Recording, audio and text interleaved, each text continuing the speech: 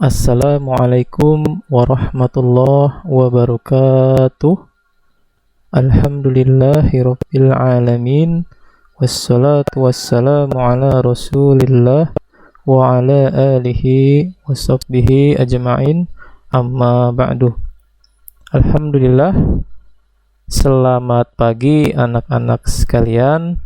Bagaimana kabarnya? Semoga Allah selalu menjaga anak-anak sekalian dari berbagai macam penyakit. Amin. Hari ini kita akan melanjutkan pembelajaran tematik di semester 2. Pada kali ini kita akan memasuki buku tematik tema 6 atau tema 5F. Di subtema 1 kita akan mempelajari tentang suhu dan kalor. Hari ini kita akan mempelajari di pembelajaran 1 dan 2. Baik anak-anak, kita mulai saja ya. Hari ini kita akan belajar menjelaskan pengertian teks eksplanasi, mengidentifikasi sumber panas di lingkungan sekitar. Sikap yang kita kembangkan adalah teliti, percaya diri, dan mandiri.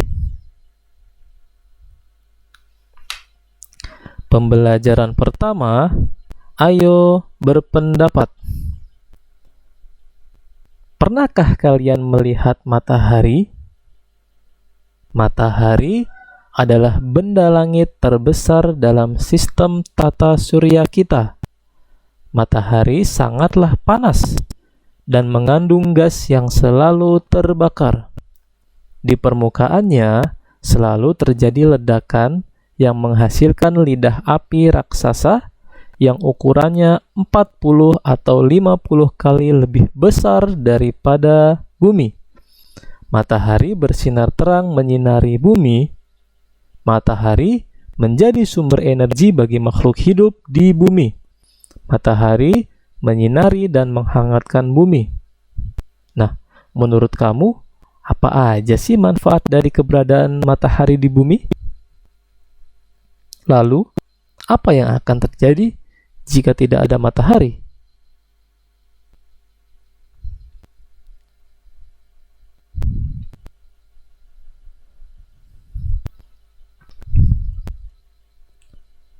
Ya, semua manfaat matahari dapat kita ketahui dari beragam artikel atau media cetak maupun elektronik. Ya, seperti bermanfaat untuk menjemur pakaian, penggunaan panel tata surya, juga untuk pengeringan ikan.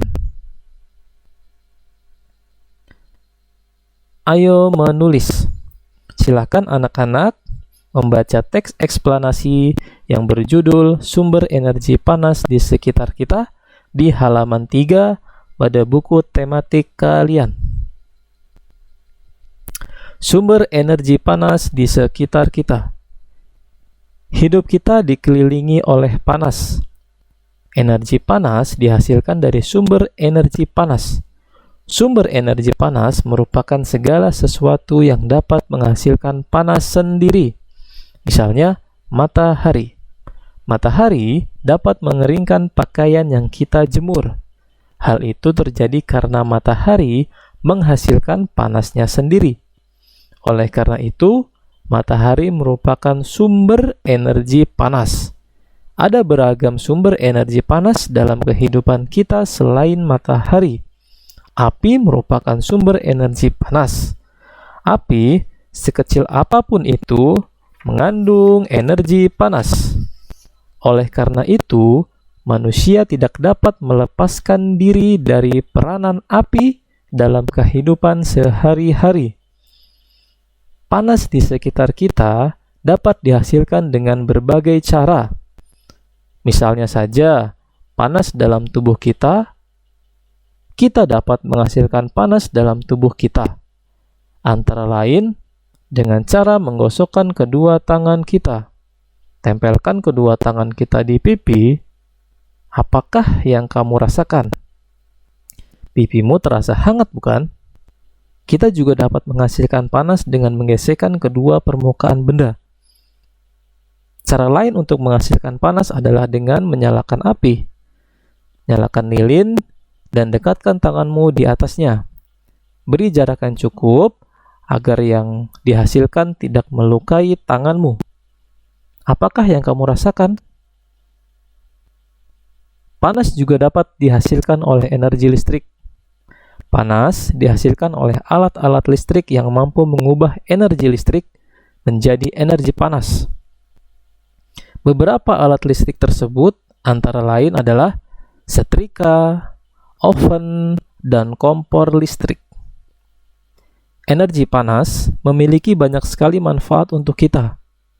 Energi panas ternyata juga dapat dihasilkan dengan berbagai cara. Akan tetapi, kita harus senantiasa bijaksana dalam pemakaian energi panas dalam kehidupan sehari-hari. Nah, berdasarkan teks eksplanasi yang tadi sudah sama-sama kita baca, mari sama-sama kita jawab pertanyaan-pertanyaan berikut. Pertama, apa topik pada teks eksplanasi tersebut? Topiknya adalah sumber energi panas di sekitar kita. Nomor 2, apa yang dimaksud dengan sumber energi panas? Sumber energi panas merupakan segala sesuatu yang dapat menghasilkan panas sendiri. Jadi, sumber energi panas bisa menghasilkan panas sendiri, ya, sendiri. Nomor 3, apa saja manfaat dari sumber energi panas? Manfaatnya beragam, ya.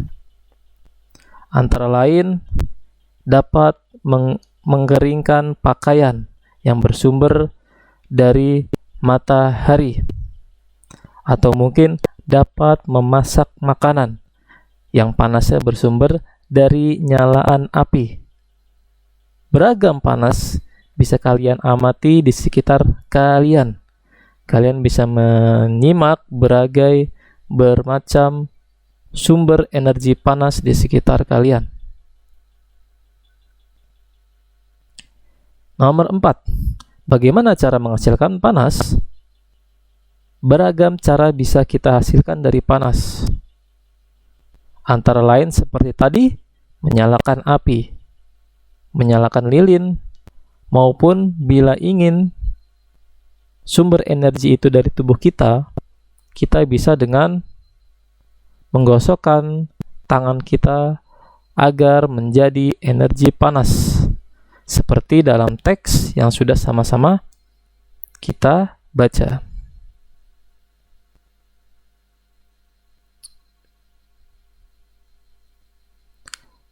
Coba kalian perhatikan lingkungan sekitarmu.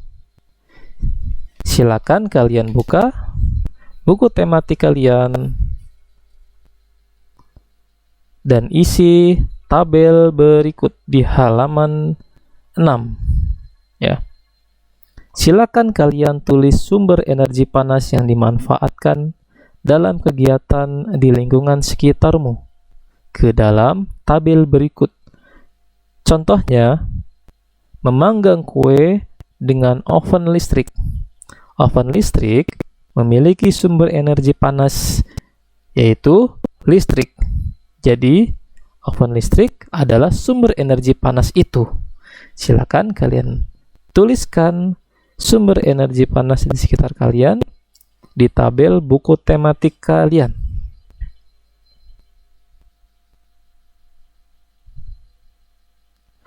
Pembelajaran kedua. Hari ini kita akan belajar tentang menjelaskan pengaruh panas terhadap benda, menjelaskan bagian-bagian teks eksplanasi. Lalu yang ketiga, tidak perlu kita dalami. Sikap yang akan kita kembangkan adalah teliti, percaya diri, dan mandiri.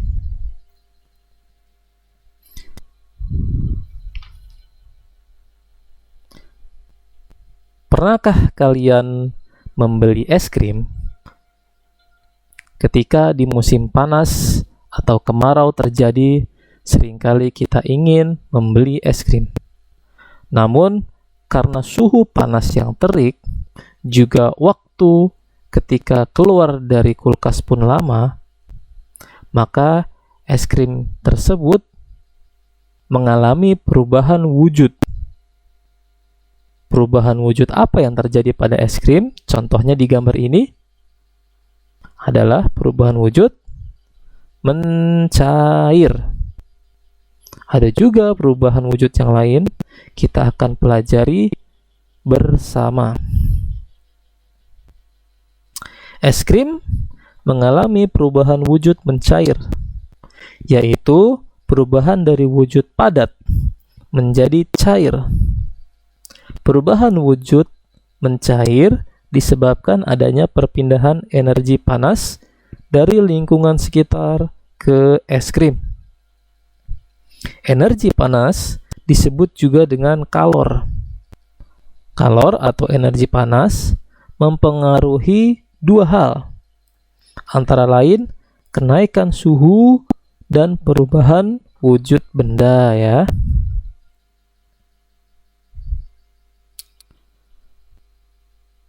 Menjelaskan pengaruh panas terhadap benda. Perubahan suhu. Suhu adalah derajat panas atau dinginnya suatu benda.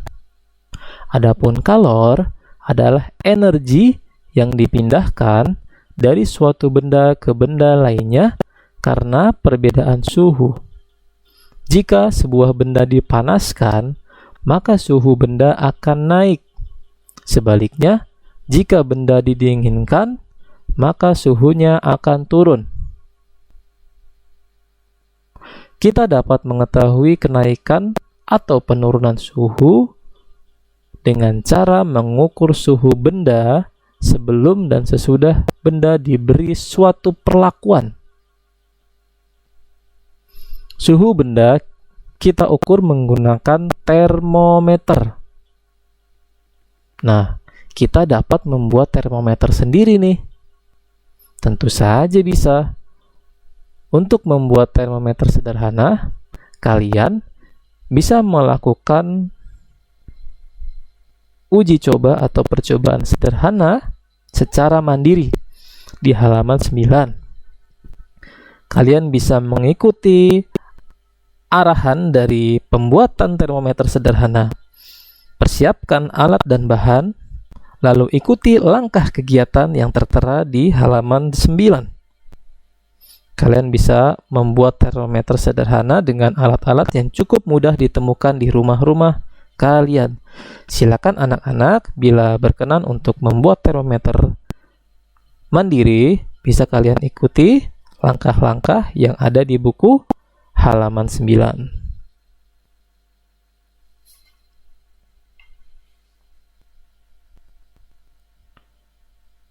Perubahan wujud benda.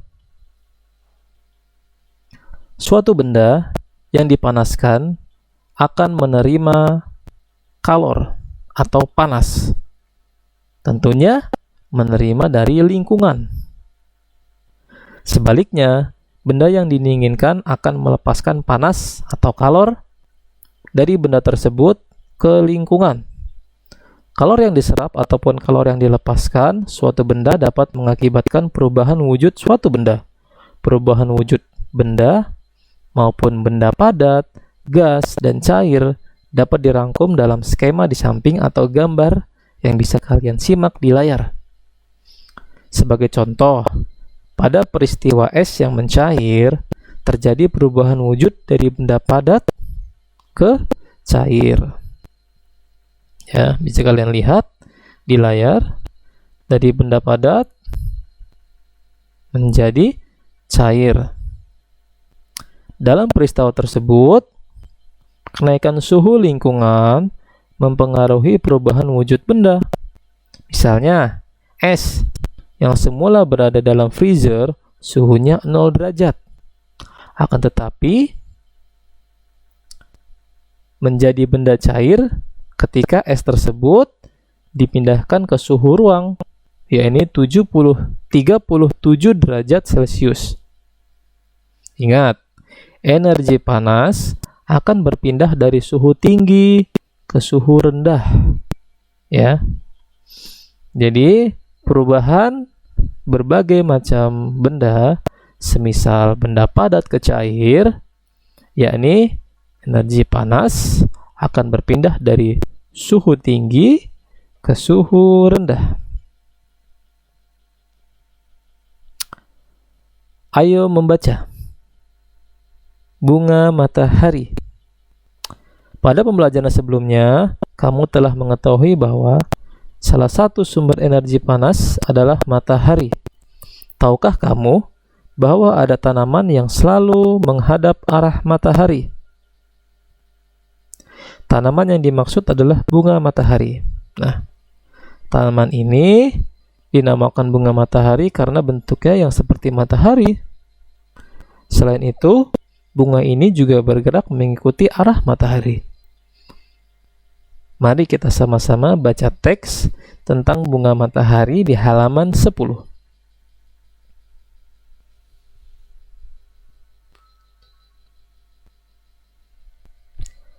Bunga matahari.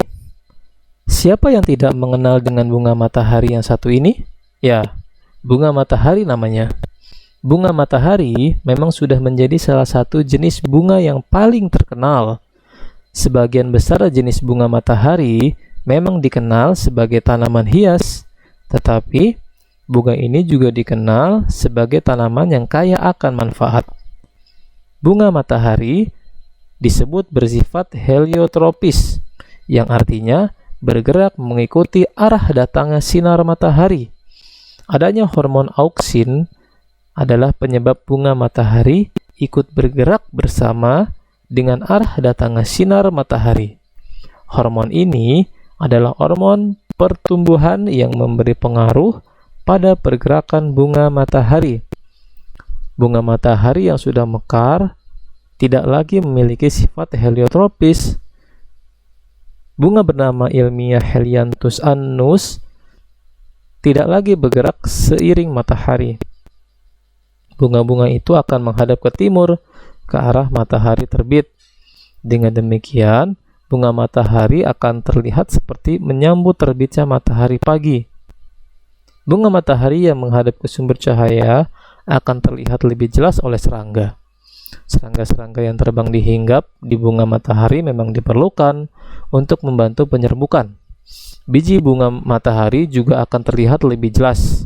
Biji-biji itu akan menarik perhatian makhluk-makhluk lain, kemudian tanpa sengaja menyebarkannya. Bunga matahari menyukai tanah yang subur dan hangat. Tumbuhan tersebut menyukai cuaca yang cerah, mengingat tumbuhan tersebut cocok tumbuh pada tempat dengan iklim subtropis. Di daerah tropis, hasilnya tinggi jika ditanam pada daratan tinggi. Di daerah beriklim sedang, seperti Eropa, bunga matahari hanya dapat ditanam pada musim semi hingga musim gugur. Bunga matahari bisa dimanfaatkan sebagai sumber minyak, baik pangan maupun industri. Sebagai bahan pangan, minyak bunga matahari kaya akan asam linolet, yaitu suatu asam lemak tak jenuh yang baik bagi kesehatan manusia. Sementara, bagi kepentingan industri, minyak bunga matahari dapat dimanfaatkan untuk kecantikan. Menarik ya mempelajari bunga matahari. Ternyata selain memiliki keindahan yang memikat mata, bunga matahari juga memiliki manfaat yang dapat dirasakan manusia. Oleh karena itu, sudah seharusnya kita menjaga dan memeliharanya dengan baik. Nah,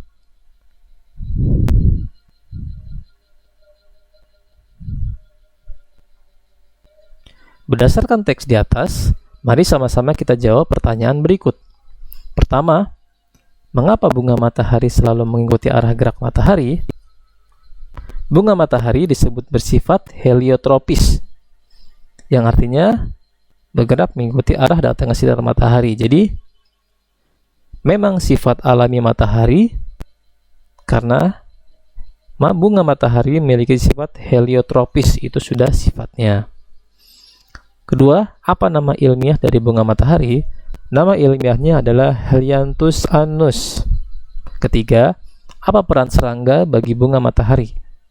Karena bunga matahari menghadap matahari ketika terbit, maka serangga bisa melihat dengan jelas adanya bunga matahari di tempat itu. Kemudian serangga membantu penyerbukan dan juga menyebarkan bunga matahari ke sekitar. Nah, nomor 4, kalian bisa menuliskan ya di buku tematik kalian kira-kira 5 kata atau istilah yang kamu anggap sulit. Mungkin dalam teks yang tadi sama-sama kita baca ada kata-kata yang sulit dipahami. Kalian bisa tulis, kemudian kalian bisa cari di Kamus Besar Bahasa Indonesia mengenai kata-kata yang kalian anggap sulit tadi ya. Lalu kalian juga bisa tuliskan ide pokok dari tiap paragraf dalam bacaan di atas. Alhamdulillah, jazakumullah khair untuk anak-anak sekalian yang sudah menyimak pembelajaran tematik tema 6, subtema 1, pembelajaran 1 dan 2. Ringkasnya, hari ini kita mempelajari tentang panas dan kalor. Kalian bisa simak kembali video-video yang sudah Bapak ajarkan. Baik, kita tutup dengan doa kafaratul majlis. Subhanakallahumma wa bihamdika asyhadu an la ilaha illa anta astaghfiruka wa atubu ilaih. Terima kasih anak-anak yang telah menyimak pembelajaran hari ini. Semoga Allah terus jaga kesehatan anak-anak dan terus menambah semangat untuk belajar dari rumah. Dan juga jangan lupa kerjakan tugas-tugas yang diberikan oleh guru. Karena mengerjakan tugas itu wajib. Setiap anak wajib mengerjakan tugas yang diberikan. Baik, segitu saja Bapak ucapkan. Terima kasih. Assalamualaikum warahmatullahi wabarakatuh.